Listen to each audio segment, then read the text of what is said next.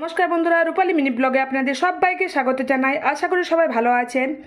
আজকেও এসে গেছি একটি সুন্দর ধরনের নতুন ধরনের রেসিপি নিয়ে আপনার সামনে। এই যে দেখতে পাচ্ছেন, এটা কি? এটা হলো কাঁঠালের বীজ। এই কাঁঠালের বীজ দিয়ে আজ আমি একটি সুন্দর ধরনের রেসিপি করে আপনাদেরকে দেখাবো। এর জন্য কি কি উপকরণ নিয়েছি দেখে নিন, আর ঝটপট বানিয়ে নিই। চলুন। কাঁঠাল বীজের রেসিপি বানাতে আমি উপকরণ নিয়েছি। এখানে দেখুন, কাঁঠাল বীজগুলোকে আমি খোসা ছাড়িয়ে নিয়েছি এবং ছোট ছোট আকার করে কেটে নিয়েছি এবং জল দিয়ে ভালোভাবে আমি ধুয়ে নিয়েছি।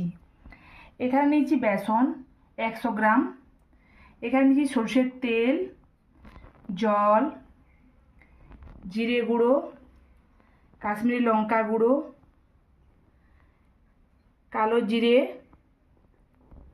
গরম মশলা গুঁড়ো, টমেটো কুচোনো, মেথি পাতা, হলুদ গুঁড়ো, কাঁচা লঙ্কার আদা, এখানে নিয়েছি নুন,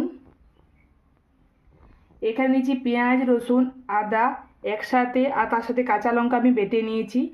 এবার এই মিক্সার গ্রাইন্ডারে করে আদা, কাঁচা লঙ্কা আর এখানে কাঁঠাল বীজ যে ছাড়িয়ে রেখেছি, এটা আমি মিক্সার গ্রাইন্ডারে পেস্ট করে নেব। চলুন এগুলো করে নিই। ভালোভাবে আমি মিক্সার গ্রাইন্ডারে এই যে দেখুন পেস্ট করে নিয়েছি কাঁচা লঙ্কা আর আদা দিয়ে। এবারে এর মধ্যে দিয়ে দেব কালো জিরে, সামান্য পরিমাণে হলুদ গুঁড়ো, সামান্য পরিমাণে নুন আর দেব বেসন। এবারে হাত দিয়ে এটা ভালোভাবে আমি মেখে নেব। মেখে নিই, চলুন। ভালোভাবে হাত দিয়ে দেখুন আমি মেখে নিয়েছি। বেশি শক্তও করিনি আবার বেশি নরমও করিনি। এবার হাত ধুয়ে পরের স্টেপে আসা যাক। গ্যাস অন করে নিয়েছি, কড়াই বসিয়ে দিয়েছি। কড়াইয়ের মধ্যে দিয়ে দিলাম সর্ষের তেল পরিমাণ মতো। এবার তেলটা গরম হওয়া পর্যন্ত অপেক্ষা করতে হবে।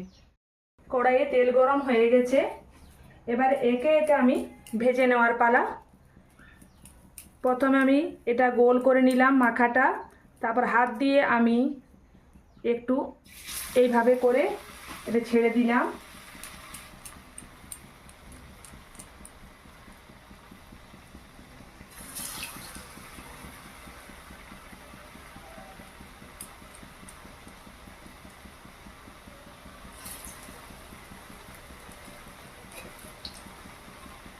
উল্টো পিঠ ঘুরিয়ে নিলাম।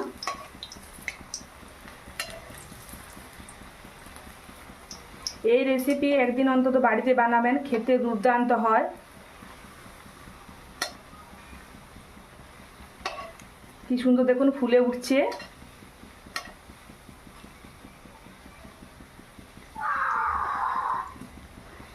এইভাবেই উল্টো পাশ এপিস ওপিস ঘুরিয়ে নিচ্ছি।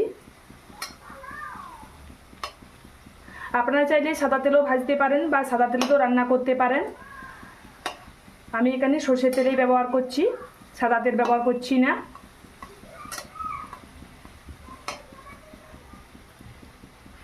এগুলো ভাজা ভাজা হয়ে গেছে, এগুলো আমি উঠিয়ে নেব কড়াই থেকে।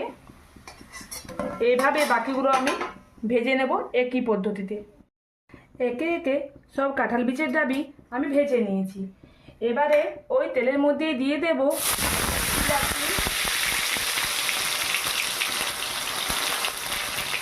পেঁয়াজ রসুন আদা কাঁচা লঙ্কা পেস্ট,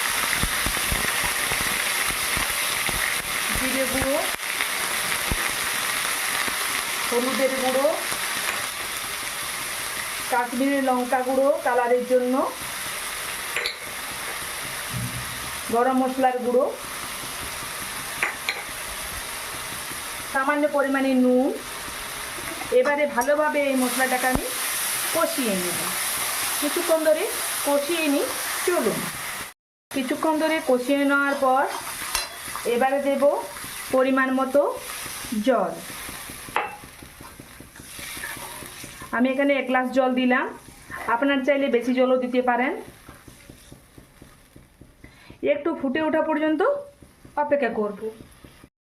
জল দেওয়ার পর দেখুন ফুটে উঠেছে। এবার একে একে এই ভাজাগুলো আমি এর মধ্যে সব দিয়ে দেব।